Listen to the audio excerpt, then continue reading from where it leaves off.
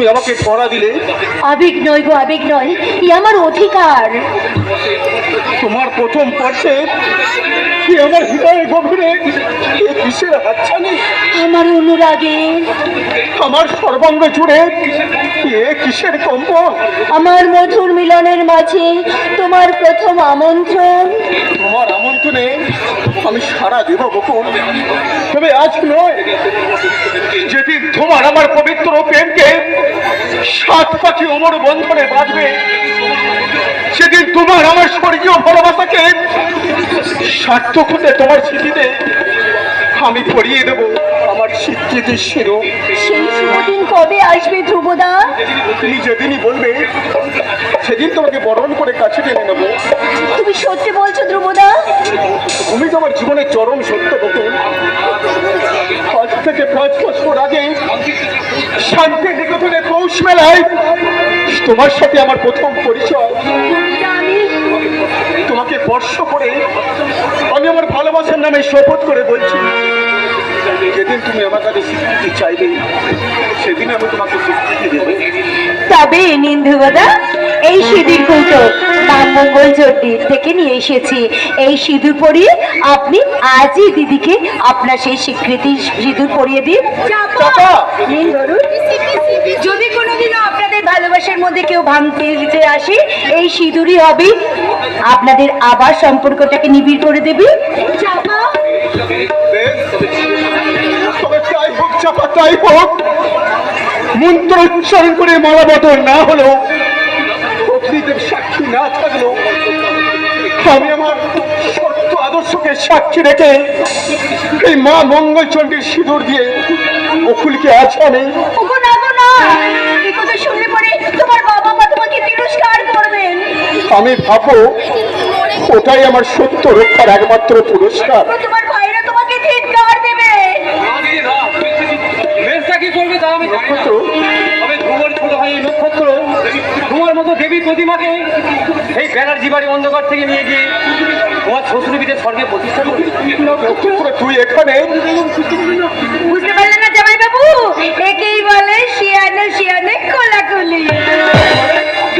আমি যে তোমারই সহযাত্রী বর্দা, তাই তুমি যেমন বকুলদির ভালোবাসাকে স্বীকৃতি দিতে চাইছো, আমিও তেমনি চাই বকুলদির ছোট বোন চাপাকে আমাদের গাঙ্গুলি বাড়ির ছোট বউ করে নিয়ে চলার পথে এগিয়ে যেতে। ভালো করেছিস রে ভাই, ভালো করেছিস। আমি তো তোর জীবনে চলার পথে সাথী করতে বকুলের স্মৃতিতে পড়িয়ে দিলাম আমার ভালোবাসার সিঁদুর।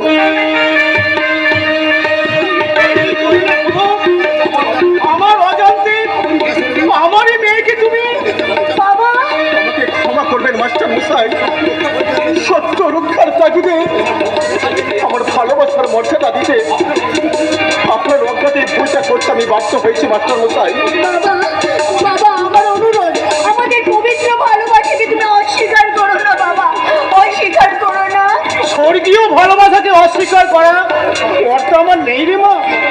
তবে আমার ভয় হয় এই ধ্রুবর মতো একটা সুন্দর চাঁদের পাশে তোর মতো একটা ছোট্ট মাটির প্রদীপকে কিন্তু মানাবে তো।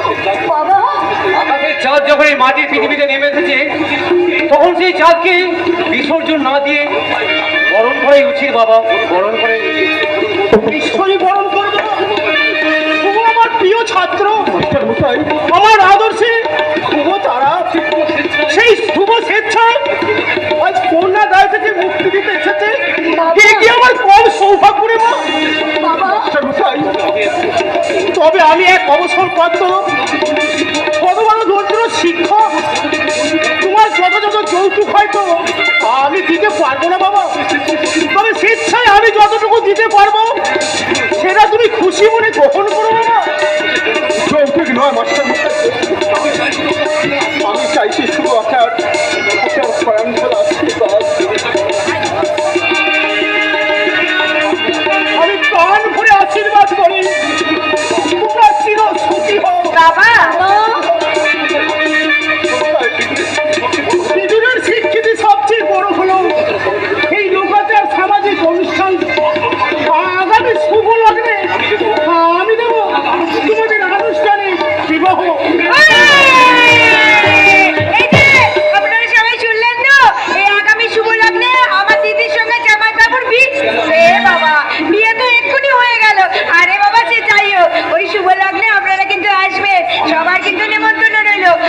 সবাই এসে আমার দিদি আর জামা বাবুকে প্রাণ করে আশীর্বাদ করবেন, মনে থাকে যেন।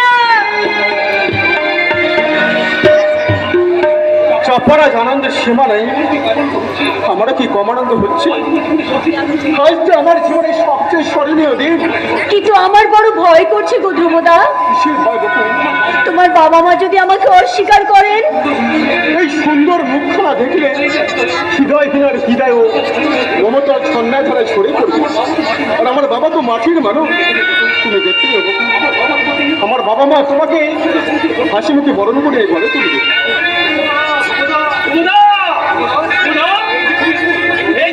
তুমি এখানে? কেন, কি হয়েছে রে ভাই? তোমার ঘর থেকে টেলিগ্রাম এসে দাদা। টেলিগ্রাম? হ্যাঁ, এই যে পুরো দেখো। এ তো মায়ের টেলিগ্রাম। মা লিখেছেন, তোর বাবা মৃত্যু সজ্জায় বারবার তোকে খুঁজছে, টেলিগ্রাম পাওয়া সত্ত্বেই তুই চলে আসবি। ইতি তোর মা। বাবা মৃত্যু সজ্জায় বারবার আমাকে খুঁজছেন। বকুল, আজ আমাকে একটি বাড়ি দিতে হবে বকুল। কোনো কিন্তু নয় বকুল, কোনো কিন্তু নয়। কারণ বসত মাস্টার মশাইয়ের নির্ধারিত আগামী শুভ লগ্নে আমাদের আনুষ্ঠানিক বিবাহ না হলো আমি ছাড়বো। তুমি আমার স্ত্রী আর আমি তোমার স্বামী। তাহলে শোনো না, আমিও তোমার সঙ্গে যাবো।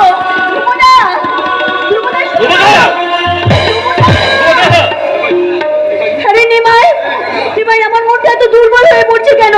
কেন মনে হচ্ছে আমাদের এই সম্পর্কের মাঝখানে কোনো একটা অঘটন ঘটতে চলেছে রে ভাই। ভয়কে ছয় করতো সব দেখবে মায়ের কি সব ঠিক হয়ে যাবে। নিমাই, ঝুমুদার মতো ছেলে তুমি পাবে না।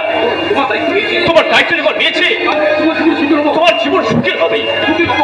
সুখের অভাব হবে না, সুখের অভাব হবে না, সুখের অভাব হবে না। তাই যেন হয় রে নিমাই, তাই যেন হয়। তোর কথা যেন অক্ষরে অক্ষরে মিলে যায়। আর যদি তাই হয় তাহলে তোকে আমি না এ আমি কি ভাবছি। ছি ছি ছি, আমার স্বামীর বাবা সে তো আমারও বাবা। তাই তো আমার সেই অজানা বাবার আরোগ্য কামনা করে ঈশ্বরের কাছে পুজো দিয়ে বলবো, ঝড়ে রাঘাতে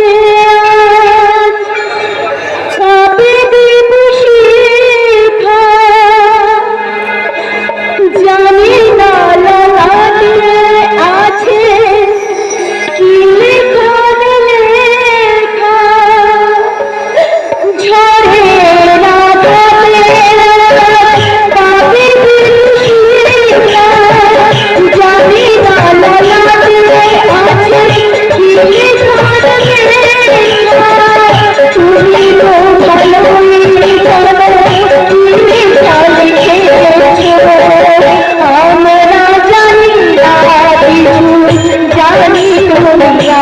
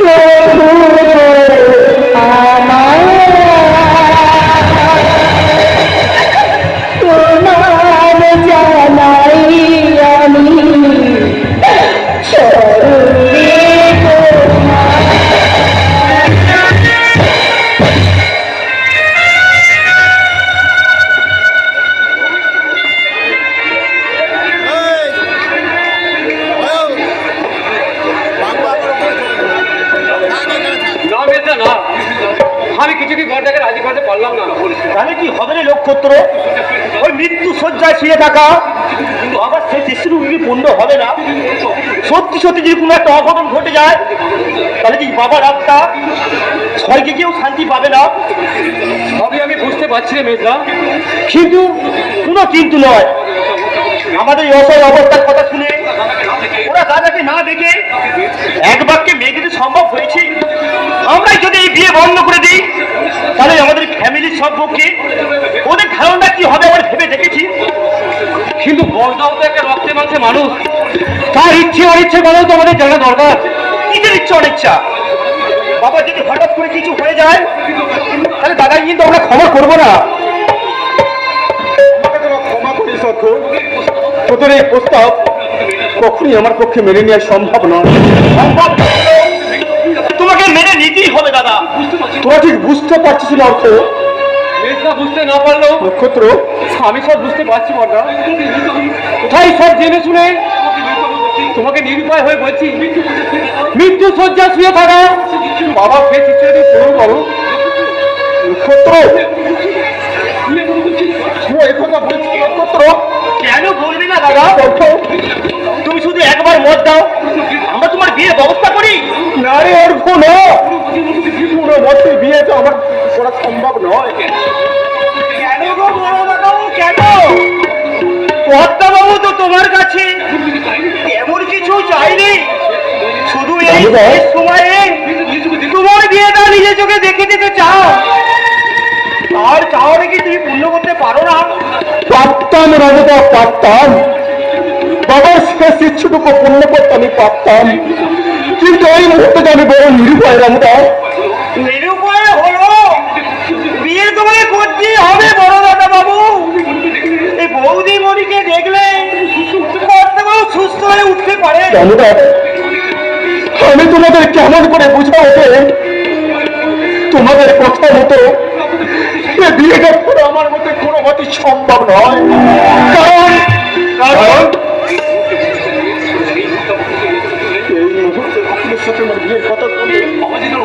বাবা যদি আবার অসুস্থ হয়ে পড়ে, বাবা যদি বাবার কিছু অঘটন ঘটে যায়, না না আমি পারবো না, কিছুতে না। কেন পারবে না দাদা? কি অসুবিধা আছে তোমার? সব কথা বলার সময় নয় অর্থ। কেন সম্ভব নয় বর্দা? তোমার যদি সব সাহস থাকে সব কথা তোমার খুলে বলা উচিত। কর্তাবাবু তোমার উপর বড় আশা করে আছে দাদা বাবু, তাই তো তিনি দিন রাত তোমায় খুঁজছে। আর গিন্নিবাকে বলছে এই মরার আগে দুপুরে বিয়ে যদি দিতে পারতাম তাহলে স্বস্তি কি বলতে পারতাম। এই কর্তাবাবুর এত বড় ইচ্ছাটা তুমি পূরণ করো গো বড় দাদা, তুমি পূরণ করো। কিন্তু কাজে কোনো মতেই সম্ভব নয় রামদা। কেন সম্ভব হবে না? ওরে, তুই যে আমাদের প্রথম সন্তান, অতি স্নেহ ভালোবাসা দিয়ে তোকে আমরা এত বড় করে তুলেছি, তোর কি আমাদের প্রতি কোনো কর্তব্য নেই? মাগো, তোমাদের কর্তব্য রক্ষায় আমি নিজেকে বলে দিতে পারি না মা। তোমার সত্যকে আমি বলে দিতে পারি না। সত্য? কি তোর সত্য? তুমি চুপ করে থেকো না। বলো বলটা বলো, কোন সত্যকে সামনে রেখে তুমি এই বিয়েতে আপত্তি করছো সেটা মায়ের কাছে খুলে বলো। বলো বলো, তুমি বলো। জানি না রামদা, আমি কিচ্ছু জানি না। আমার শেষ কথা তুই শুনে রেখে দে ধ্রুব।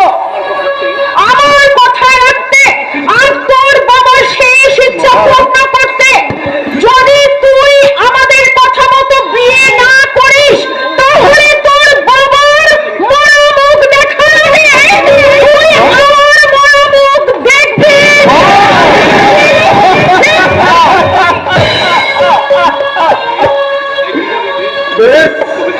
তবে তাই হোক, তোমাদের ইচ্ছায় যুব কষ্টের বলি হোক। আমার এই অভাগা তোমার জীবনের সত্য তোমাদের কর্তব্যের চলে বন্দী বিবেক দুঃখে দুঃখে কাঁদুক। আর আমার ভিখারি আদর্শ হারিয়ে যায় ওই মৃত্যুর সাথে। তবু আমি তোমাদের মুখে হাসি ফুটার আমি কথা দিলাম, তোমাদের কথা মতো বিয়ে আমি করবো, বিয়ে আমি করবো।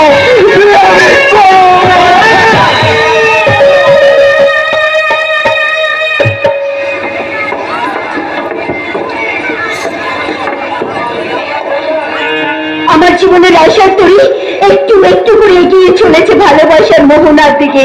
মাঝে মাত্র আর কয়েকটা দিন, তারপরে তারপরে আমি আমার স্বপ্ন সাথীর হাত ধরে পৌঁছে যাব সেই চির শান্তির জগতে। কিন্তু এতগুলো দিন পার হয়ে গেল, এর মধ্যে ধ্রুবদা একবারও এলো না, কোনো খবরও দিল না। তবে কি ধ্রুবদা? আমি এসেছি বকুল। কি আমাকে বকুল বলে ডাকলো? আমি ধ্রুব, আমি যে তোমাকে নিতে এসেছি।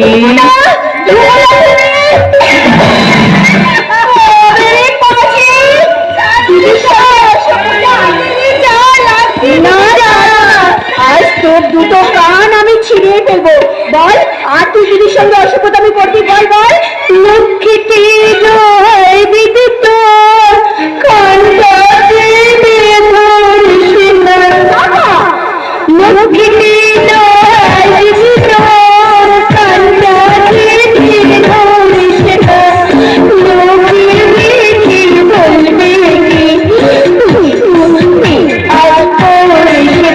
ও লক্ষ্মীটি জয় বিদ্যুৎ কান্দাতে ধরিস না, লোকের মিঠি বলবে কি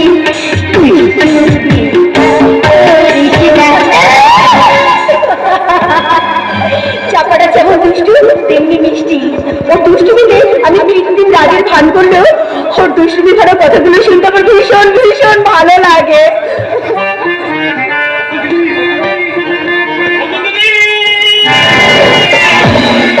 কি হলো রিমা, কি হলো? এইভাবে তুই ডাকতে ডাকতে ছুটে এলি কেন? আমি আমি কিছুতে বলতে পারবো না তুমি দিদি। এই নিশ্চয় কোনো আমি তোমার সামনে বলতে পারবো না। কি বলছিস তুই? তুমি একটু শুনে রেখো, এই তোমার ধ্রুবদা তোমার জীবন থেকে সারা জীবনের মতো হারিয়ে গেছে। কি বলছিস তুই? কি বললি নি ভাই? আমার বকুলের জীবন থেকে ধ্রুব? না না, এ হতে পারে না, এ কখনোই হতে পারে না। তুই মিথ্যা বলছিস, তুই মিথ্যা বলছিস। মিথ্যা নয়, মিথ্যা কথা মিথ্যা নয়। তোকে না আমি নিজের ভাইয়ের মতো ভালোবাসি, আর সেই ভালোবাসার প্রতিদান দিতে আজ এই মিথ্যে গল্পগুলো বানিয়ে তুই আমার বক্তার বাজের আঘাত দিতে এসেছিস। আমি তোমাকে মিথ্যে আঘাত দিতে আসলে দিদি, আমি তোমাকে নিজের দিদির মতো ভালোবাসি, দিদির মতো। তাই তো সেই খবর শুনে আমি ছুটে এসেছি তোমার কাছে দিদি। কি সেই সর্বনাশ! ভকুল দিদির ভালোবাসা থেকে ধ্রুবদা আমার বিয়ে করেছে। দিদি ভাই, দিদি তুই আমার নামে দিব্যি করে বল না নিমাই, আমার নামে দিব্যি করে বল। আমার ধ্রুবদার সম্বন্ধে তুই যা বল। বকুল দিদি, বকুল দিদি। মিথ্যে নয় চাপা।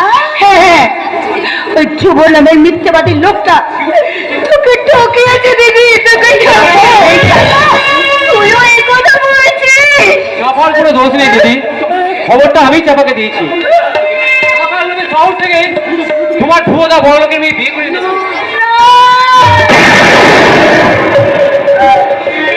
আমার সত্য সাধনা ধ্রুব তারা এই লোভীর কাছে আশ্রয় দিল, আমাকে আমার আদর্শকে দুপায়ে মারিয়ে ধ্রুব আজ আমার সঙ্গে প্রতারণা করলো। মানুষ বড় কারিগর হয়েও মানুষ চিন্তা আমার এতটুকু ভুল হয়ে গেল। বাবা, বাবা, মানুষ চিনতে তোমার ভুল হলো, মানুষ চিনতে আমার এতটুকু ভুল হয়নি।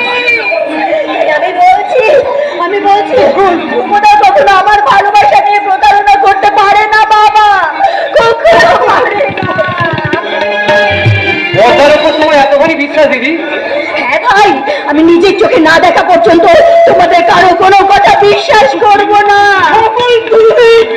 বাবা, আমাকে একটু অনুমতি দাও বাবা, আমি আজ এক্ষুনি ধ্রুবদার কাছে যাব। কিন্তু কিসের অধিকারে যাবি রে দিদি? কেন রে চাপা?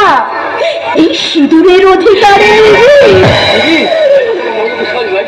নাই বা বললাম নববধূর সাজ, নাই বা বাজলো শঙ্খ সানাই, আমি না হয় চোরের মতো চুপি চুপি শ্বশুর বাড়ি চলে যাব। তোকে এইভাবে আমি তোকে যেতে দেবো না। তোর চোখে জল ঝরলে আমি তো মরার শাস্তি পাবো না। না আমার ভয় পাবেন না, কি দিদির জীবনের চরম পরীক্ষা। এই চরম পরীক্ষায় দিদির পাশে আর কেউ না থাকুক, আমি থাকবো তার পাশে। বাবা, বাবা তুমি আমাকে আশীর্বাদ করো, বাবা আশীর্বাদ করো, আমি যেন মৃত্যু আমার স্বামীর সংসারের সেবা করতে পারি। বাবা দিদি, সত্যি তুই চলে যাবি রে দিদি? ওরে চাপা, বিয়ের পরে মেয়েদের যে স্বামীর ঘরেই যেতে হয়। বাবা, বাবা তোমরা আমাকে সবাই হাসি মুখে বিদায় দাও বাবা।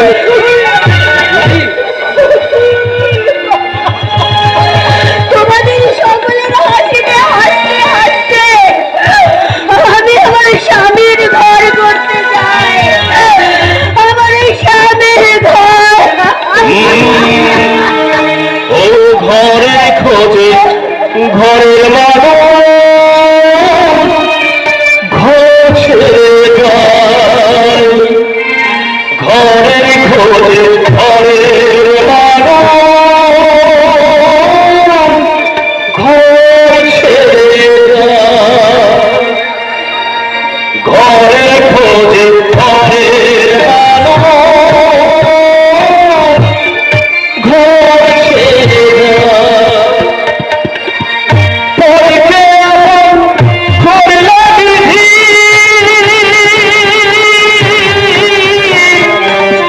হরণ সে ঘরের খোঁজে ঘরের মানুষ, ঘর ছেড়ে যায়। ঘরের খোঁজে ঘরের মানুষ, ঘর খুঁজে বিধি রে।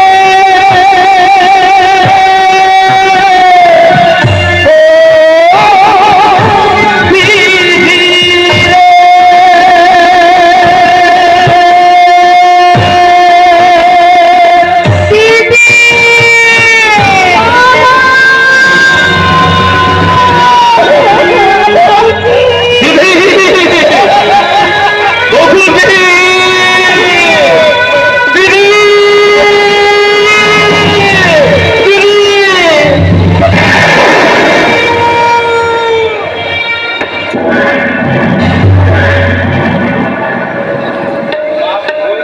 ময়না,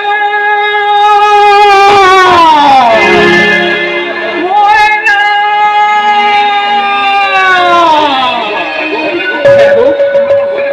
এখন তোমরা আমার ময়নাকে দেখেছো? আমার ছোট্ট বোন ময়না, যে রোজ রাতে আমার মুখে মুখ লুকিয়ে ঘুমোতো, দুটি কচি কচি হাতে আমার গলা জড়িয়ে ধরে বলতো, দাদা আমাদের মা কোথায় রে? কতদিন আমাকে দেখিনি। তখন আমি আধার আকাশের দিকে আর মন তুলে বলতাম, ওই যে আকাশে তারাগুলো দেখছি, ওই তারাদের মাঝে ভিজে গিয়ে আমাদেরকে বলবে আসছে। দেখতে পাচ্ছি না ময়না, আমার ময়না আকাশের দিকে অপলক চেয়ে থাকতো, আমি ঝাড়ি করে কাঁদতো। আর তবে এক ফোঁটা পানিও ছড়ে না। বিলকুল বন্ধ হয়ে গেছে।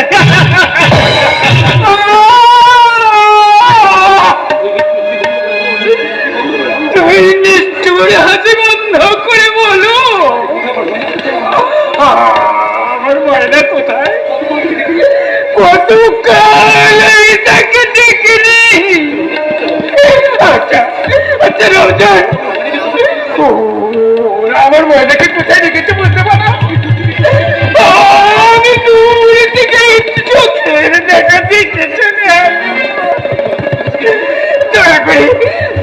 তুমি জীবনে নিয়ে যাবে যাবে কেউ কোনো ধরনের ফায়দা হবে না, কারণ তুই তোর বোন ময়নাকে বিলকুল এখন চিনতেই পারবি না।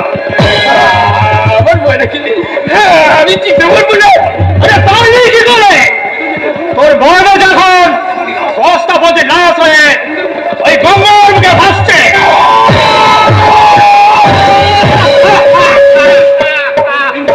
তোর বহির ময়না দাদা দাদা বলে চিৎকার করছিল, ময়নাকে শান্ত করতে আমার বস আমি সারাশির মতো 2 হাত দিয়ে চেপে ছটপট করতে করতে বিলকুল করে তুমি চুপ করো, তুমি চুপ করো রমজা। তখন আমাকে বস বলল, রমজান ওই লাশটাকে গঙ্গার জলে ভাসিয়ে দিতে পারলে তোকে আমি নগদ 1000 টাকা বস্তু সেই বক্সিসের লোভে তোর বহির ময়নার লাশটাকে আমি গঙ্গার বলকে বস্তায় করে ভাসিয়ে দিলাম।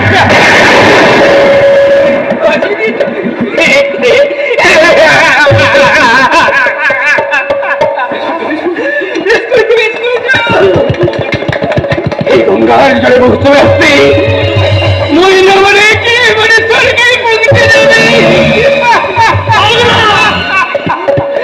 ওরে মহিলা, আর তোকে মহিলা খোঁজ করতে হবে না, মহিলা মতো তুলে আদরে করছি তুই যে আসবি এক রাস্তাদের মাঝে মিশে গিয়ে মিঠি মিঠি হাসবি, আর আমি তোর দিকে চেয়ে চেয়ে বলবো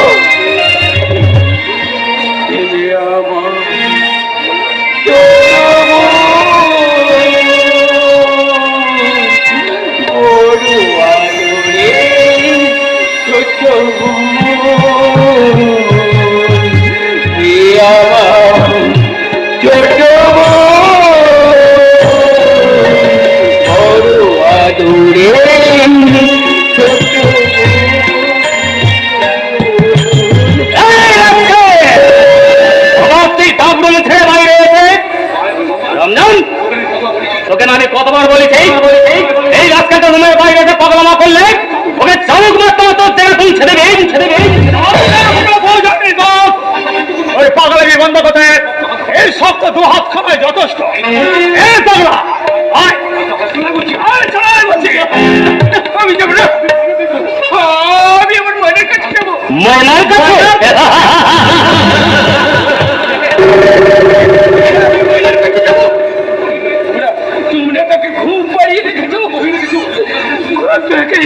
এই গঙ্গার জলে শুয়ে রেখেছ, আমার বুকের মাঝে ঘুরে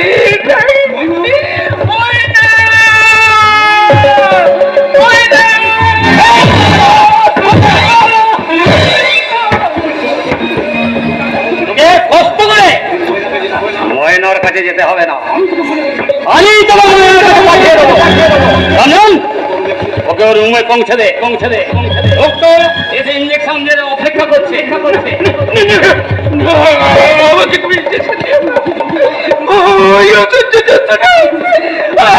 আমি চাইতে পারি না, পারবি কেমন করে? ওতে যে বিষ ভরা আছে, একটু একটু করে আমি তোর সারা শরীরে আর এই বিষ যখন ধীরে ধীরে তোর সমস্ত শরীরে অপেক্ষা করে দেবে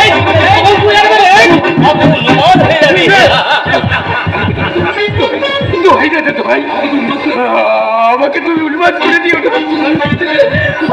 আমি সুস্থ স্বাভাবিক ভাবে বাঁচতে চাই, আমাকে তুমি বাঁচতে না। লোকজনের বিউটি আমার জীবন থেকে হারিয়ে গেছে, সেখানে তোর কি দরকার? ওকে নিয়ে যাও। চলাই বলছি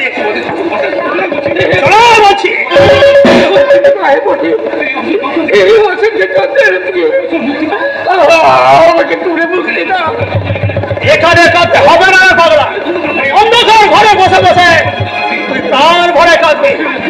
আয়, চলে আয়।